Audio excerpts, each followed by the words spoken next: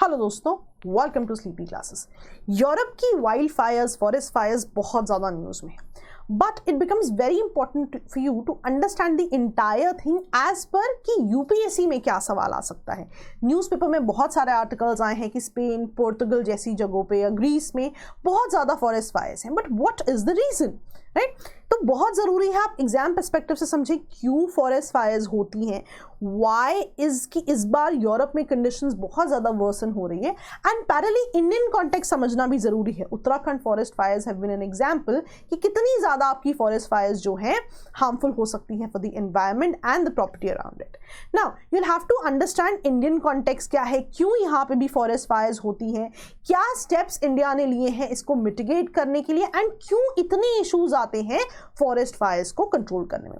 तो एकेडमिकली बहुत सारी चीजें डिस्कस करेंगे। Let's start step by step. पहली चीज जो न्यूज में रही है कि यूरोप जो है intense wild fires, forest fire से बैटल कर रहा है। स्पेन, ग्रीस, फ्रांस, यहाँ पे जो है बहुत ज्यादा फायर जो है फाइटर्स ऑल्दो कोशिश कर रहे हैं, लेकिन कंट्रोल नहीं किया जा पा रहा यहाँ की वाइल्ड फायर्स को। A lot of people had to flee from their homes, right? Biodiversity का लॉस है, फॉरेस्ट फायर का लॉस है, सॉरी फॉरेस्ट का भी लॉस है।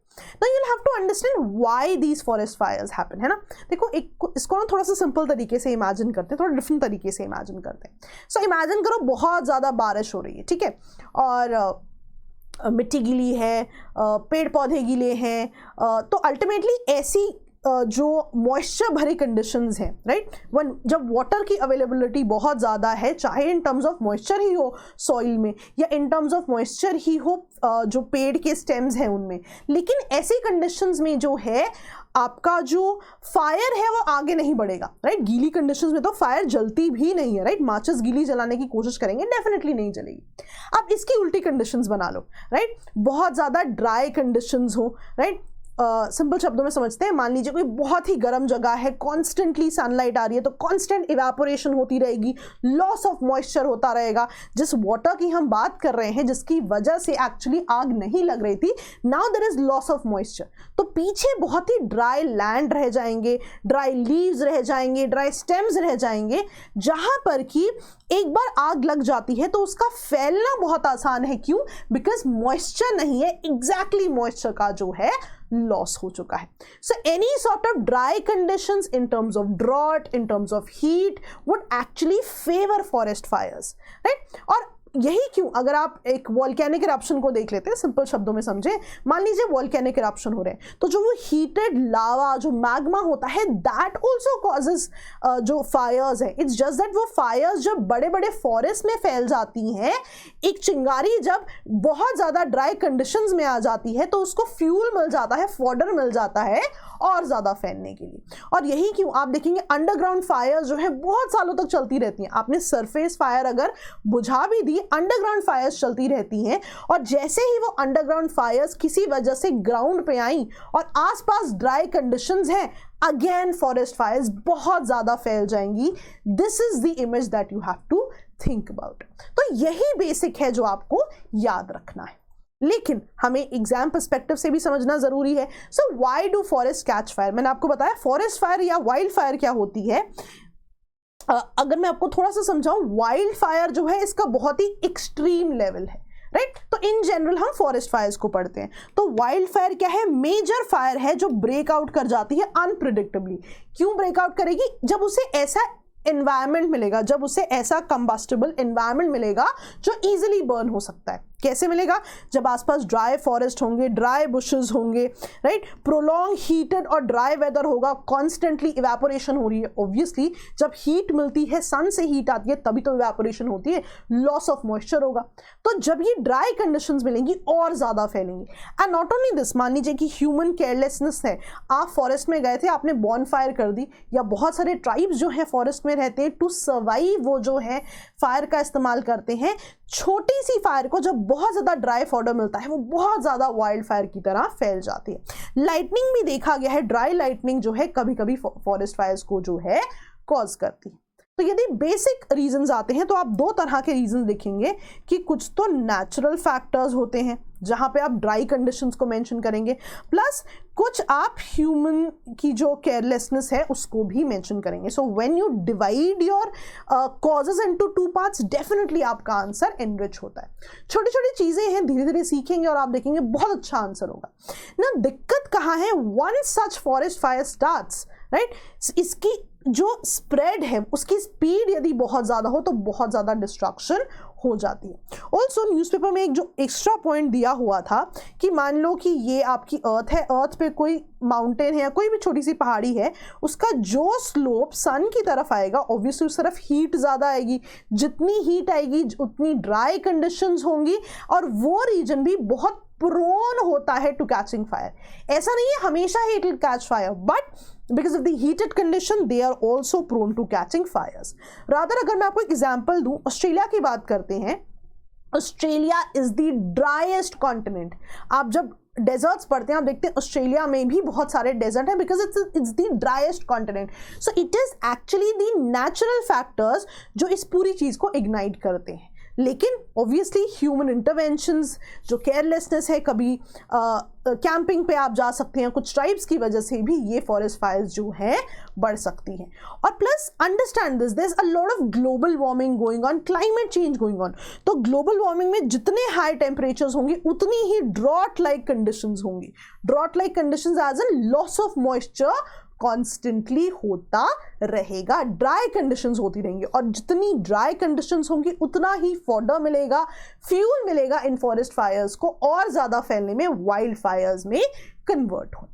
ठीक है जी, ओके ना. एक और तरह का क्वेश्चन आता है, why are wild fires worsening. देखो बहुत सिंपल सी बात है, क्यों वर्सन हो रही है? क्योंकि अगर मैं आपको बताऊं जो आइडियल कंडीशंस है वो मिल रही हैं, राइट. वाइल्ड फायर्स को और ज़्यादा फैलने के लिए राइट क्लाइमेटिक कंडीशंस चाहिए, यानी कि और हीट चाहिए. इमेजिन ग्लोबल वार्मिंग, जितनी ग्लोबल वार्मिंग होगी उतनी ही ज़्यादा हीट वेव्स होंगी, उतनी ही ज़्यादा ड्राई कंडीशंस मिलेंगी, राइट. उतना ही जो है बर्नेबल फ्यूल मिलेगा, उतना ही जो है ये चीज़ आगे बढ़ेगी. But just to give you let's say another perspective, आप किसी पर्सपेक्टिव में से यूज़ भी कर लेना. सो ना एक कंडीशन इमेजिन करो, ड्रॉट लाइक कंडीशंस है. इनिशियली तो डेफिनेटली वाइल्ड फायर्स होंगी, इन ये जो ड्राई प्लांट्स हैं ये बहुत ज़्यादा जो है फायर को फैलाएंगे. बट डाउन द लाइन एक ऐसी कंडीशन आएगी जब वहाँ पे इतना डिस्ट्रक्शन हो चुका होगा इस ड्रॉट की वजह से कि ऐसे प्लांट्स ही बचे नहीं होंगे जो कि एज फ्यूल एक्ट करें फायर को आगे बढ़ने के लिए. सो ड्रॉट एक तरीके से लॉन्ग टर्म में जो है वो जो फॉडर है, जो ऐसे ड्राई प्लांट्स थे जिनकी वजह से फायर आगे बढ़ रही थी, उनको खत्म कर देगा. बट एक एडिशनल पर्सपेक्टिव है, आप देखिए आप किस तरह से इसको यूज कर सकते हैं, right. Now what has happened in Europe is because बहुत ज़्यादा हीट वेव्स हैं, राइजिंग टेम्परेचर्स हैं, तो not only from the water bodies in soil, plant से भी जो है वो मॉइस्चर इवेपोरेट करवा लेते हैं. जब प्लांट्स से पानी इवेपोरेट होता है उसको आप ट्रांसपिरेशन कहते हो, right. तो this creates abundant dry leaves, abundant dry flowers, dry plants, जिस वजह से बहुत ज़्यादा ड्राई फ्यूल इकट्ठा हो जाता है. And once that one spark is there, पूरा का पूरा जो है वाइल्ड फायर्स शुरू हो जाती है, राइट. और इसका एक बहुत अच्छा एग्जाम्पल भी वो देते हैं कि कभी कभी लोकल पॉपुलेशन की रेकलेसनेस की वजह से भी होता है. जैसे कि 2018 में कैलिफोर्निया में भी फॉरेस्ट फायर्स, वाइल्ड फायर्स हुई थी. और वो क्यों शुरू हुई? बिकॉज ट्रक के जो टायर है उसमें स्पार्क से ये पूरा का पूरा प्रोसेस शुरू हो गया. तो जब भी आप लिखोगे reasons why this happens, natural factors अलग लिखना, ह्यूमन फैक्टर्स अलग लिखना, एंड यू कैन गिव एक रेलेवेंट एग्जाम्पल एज वेल. ठीक है जी, चलिए next. What happened in Europe? याद रख लो, यूरोप में एक्स्ट्रा ऑर्डिनरी हीट वेव है इस बार. Why? Because ग्लोबल वार्मिंग हो रही है. अच्छा ध्यान रखना, इस बार डेफिनेटली टेम्परेचर बहुत जल्दी जो है 40 डिग्री सेल्सियस को क्रॉस कर गया है. ऐसा नहीं है कि हीट वेव्स पहले नहीं थी. It is just that because of climate change, because of global warming, इनका जो इम्पैक्ट है ये बहुत ज़्यादा बढ़ गया है. एक सेंचुरी अगो से 5 से 10% तक हीट वेव्स का इम्पैक्ट जो है बढ़ चुका है, जिस वजह से वो जो ड्राई फ्यूल वाली कंडीशंस थी वो बहुत ज़्यादा बढ़ चुकी हैं, जिस वजह से this forest fire gets the fodder, gets the fuel, जिससे ये वाइल्ड फायर फायर्स में कन्वर्ट हो जाता है। ऑल्सो एक जो स्पेसिफिक इम्पैक्ट है जो शायद बहुत ही टेक्निकल पॉइंट हो जाता है कि जब क्लाइमेट चेंज होगा, ड्रॉट्स बढ़ते हैं, फेमाइन्स आते हैं, रेन्स, फ्लड, जैसे जैसे क्लाइमेट चेंज होगा तो जो वेदर साइकिल्स हैं वो भी बदलते हैं। आप देखोगे गर्मियां जब आनी होती हैं, हीट वेव जब आनी होती है, उनसे पहले ही आ जाती हैं। Why? Because weather cycles में change हो रहा है due to climate change. So this is also a very important point that we tend to miss कि climate change से जितना impact बदल रहा है उतना ही climate change जो weather cycles हैं उनको भी बदलते हैं। By the way, weather cycles क्यों यहाँ पे लिखा गया? Climate change एक longer duration के बाद बताया जाता है, weather cycles जो हैं छोटे समय के लिए होती हैं। ऑल्सो कभी न्यूज़ में देखा हो ना तो वेदर रिपोर्ट होता है, क्लाइमेट रिपोर्ट नहीं होता, बिकॉज वो कुछ दिन के डिफरेंस के लिए ही बताते हैं। Anyways, next, why is wild Fyers a concern, right? Exam में डायरेक्टली क्वेश्चन आ सकता है। व्हाट आर द रीजंस, आपको पता है। व्हाई आर दे वर्सनिंग, आपको पता है। यूरोप में क्यों वर्सनिंग कंडीशन है, ये भी आपको पता है। नाउ एक जेनेरिक क्वेश्चन आ सकता है, why is forest fires a concern. देखिए एक बहुत जेनेरिक कंसर्न जो आपको पता है कि जहां पे ये बर्निंग होगी वहां की सॉइल, ट्री ग्रोथ, वेजिटेशन, वहां की flora, fauna, biodiversity, everything will be affected. एक जो बहुत इंपॉर्टेंट इम्पैक्ट है जो कि थोड़ा सा टेक्निकल है कि फॉरेस्ट जो है बहुत इंपॉर्टेंट रोल प्ले करते हैं क्लाइमेट चेंज में। कैसे? देखिए ग्लोबल वार्मिंग का एक बहुत इंपॉर्टेंट रीजन है carbon dioxide, green house gas. Now plants जो हैं आपको पता है फोटोसिंथेसिस करते हैं, राइट? अब फोटोसिंथेसिस में एक बहुत इंपॉर्टेंट इनपुट जो होता है प्रोसेस के लिए वो होता है कार्बन डाइऑक्साइड। सो ये बेसिकली एटमॉस्फेयर से कार्बन डाइऑक्साइड को एब्जॉर्ब करते हैं एंड उसको फोटोसिंथेसिस में यूज करते हैं। So basically they are absorbing the green house gas जो कि ग्लोबल वार्मिंग कॉज कर रही है। So they act as a sink, as a reservoir of carbon as well. तो कहीं ना कहीं क्लाइमेट चेंज के इफेक्ट को मिटिगेट करने के लिए भी ये बहुत ज़्यादा हेल्पफुल होते हैं। तो ये पॉइंट आप ज़रूर लिखिए। नेक्स्ट, आपको पता है जो एनिमल हैबिटेट्स हैं ये बहुत ज़्यादा इम्पैक्ट होते हैं। तो अब आपको पता है there is an impact for climate change, there is an impact on the regions जो वहाँ पर हैं। अपार्ट फ्रॉम दैट जो वाइल्ड फायर स्मोक है that actually causes a lot of respiratory and cardiovascular diseases as well. So that's also concern कि when people inhale this particular smoke, और smoke में जो है पार्टिकल्स होते हैं कैटेगोरिकली आप देखोगे एक पर्टिकुलर डायमीटर के, वो भी जो है रेस्पिरेटरी सिस्टम्स को जो है इम्पैक्ट कर सकते हैं। तो हमेशा इन चीज़ों को आप ज़रूर लिखें। और ना हमेशा याद रखना आपके पास मैक्सिमम 250 वर्ड्स की ही कैपेसिटी है लिखने की। So you have a lot of points, all you have to do is fit in to 250 words. नाउ थोड़ा सा इंडियन कॉन्टेक्स्ट समझ लेते हैं। अब इंडिया में recently Uttarakhand fire was in news, MP में भी फायर्स रहती है, हिमाचल प्रदेश में भी बहुत ज़्यादा फायर्स होती हैं। तो what causes these fires? So India के कॉन्टेक्स्ट में आप पढ़ेंगे तो आप देखेंगे जब गर्मियों का सीजन शुरू होगा तभी फायर शुरू होती है, और ये चीज़ सभी जगह वैलिड है। तभी तो मैंने आपको बताया कि क्लाइमेट चेंज से इट इज जस्ट दैट वो गर्मियों की जो कंडीशंस है वो और जल्दी आ जाती है। तो मार्च अप्रैल में आप देखेंगे जब dry would, logs, dead leaves होंगे, ड्राई ग्लास होंगे, वहां पे जो है फॉरेस्ट जो है बहुत ज्यादा बढ़ जाते हैं, राइट? अब उत्तराखंड में what happened? So basically Uttarakhand में पिछले 2 मॉनसून सीजन से जो है बारिशें कम हो रही थी, 18 से 20% तक रेनफॉल डेफिसिट थी। इस वजह से वहां का जो सॉइल था उसमें भी मॉइस्चर बहुत कम था। तो most of the fires are man made. तो जैसे ही छोटी सी फायर शुरू हुई, because of the dry conditions वहां पे फॉरेस्ट फायर्स बहुत ज्यादा फैल गई। और ये सब उत्तराखंड का ही एग्जाम्पल नहीं है, मैं अगर आपको एक और एग्जाम्पल दूं, उड़ीसा में सिमलीपाल फॉरेस्ट में देखा गया है विलेजर्स जो हैं ड्राई लीव्स को फायर पे सेट करते हैं to make a local drink. तो अल्टीमेटली क्या हुआ, वो जो एक फायर आपने सेट करी फॉर अ स्पेसिफिक पर्पस, यदि वो ड्राई कंडीशंस उनको मिल जाती हैं, ड्राई फ्यूल्स मिल जाती हैं, वो अगेन फैल जाती है।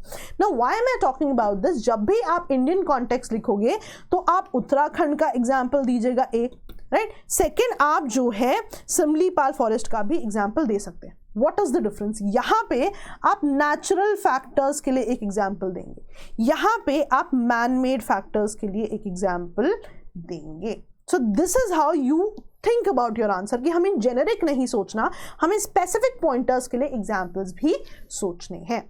नेक्स्ट, बहुत इंपॉर्टेंट चीज, यस ऐसे समझते हैं इस पॉइंट को कि why are forest fires difficult to control. आपने समझ लिया कि फ्यूल क्या है, आपने डिफरेंट एग्जांपल समझ लिए ना। Why is it difficult to control? Because सबसे पहली बात, इंडिया में तो बहुत ज़्यादा शॉर्टेज ऑफ स्टाफ है।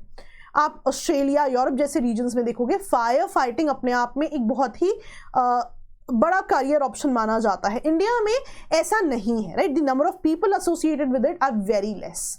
ऑल्सो जो ऐसे बहुत घने घने या थिक फॉरेस्ट होते हैं उनमें स्टाफ का पहुंचना, इक्विपमेंट्स का पहुंचना बहुत ज़्यादा मुश्किल हो जाता है। कैटेगोरिकली अगर आपको कोई हैवी व्हीकल्स करने हैं, पानी से भरे भरे हैवी व्हीकल जो उस आग को बुझाएं, थिक फॉरेस्ट में उनका एंटर करना थोड़ा सा मुश्किल हो जाता है। That's also a concern.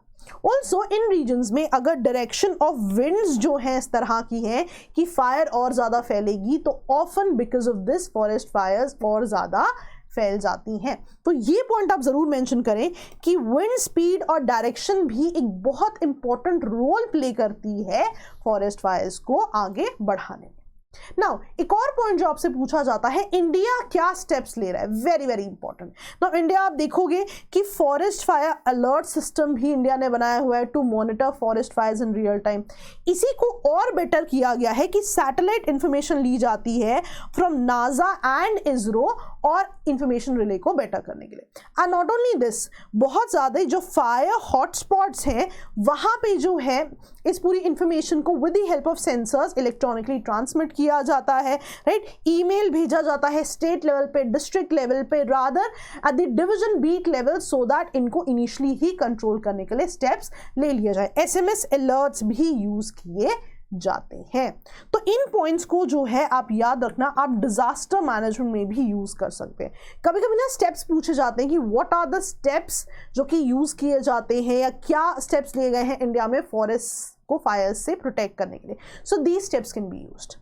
Now you have actually understood कि फॉरेस्ट फायर्स या वाइल्ड फायर्स बेसिकली क्या होती हैं, right? Then you also know इसके रीजंस क्या है, right? Then you also understand थोड़ा सा इंडियन कॉन्टेक्स्ट इसका, राइट? कि इंडिया में क्या एग्जाम्पल्स आप कोट कर सकते हैं। देन आप चाहे तो इंटरनेशनल एग्जाम्पल्स में यूरोप और ऑस्ट्रेलिया की बात भी कर सकते हैं। ऑस्ट्रेलिया को आप ड्राइएस्ट कॉन्टिनेंट भी बोल सकते हैं कि नेचुरल कंडीशंस भी हैं। Then why are they difficult to control भी मैंने आपको बता दिया। And last but not the least, अगर आपसे पूछा जाए इंडिया में क्या स्टेप्स लिए गए हैं तो उनके बारे में भी आप बात कर सकते हैं। तो बेसिकली एक पूरा स्ट्रक्चर बन गया है आपका कि इन पॉइंटर्स पे आपका जो है सारा फॉरेस्ट फायर्स का टॉपिक जो है प्रिपेयर हो जाता है। ठीक है जी, तो that was all for the day. और बहुत ही डिटेल में आपने इनको देखा है। आप इनके बेसिक पॉइंटर्स लिखने की कोशिश करें। शॉर्ट में एक पेज में जो है आप अपने शॉर्ट पॉइंट्स को लिख लीजिए। चलिए, I always talk about the current affairs program, one of the most comprehensive and the most affordable programs. Go to our website, register for it free of cost, watch demo lectures and see कि आपकी preparation में कितनी मदद हो सकती है। तो that was all for the day. I hope we've covered a topic today. I hope you've learned something today. All the best दोस्तों. Keep studying, keep revising. Bye bye.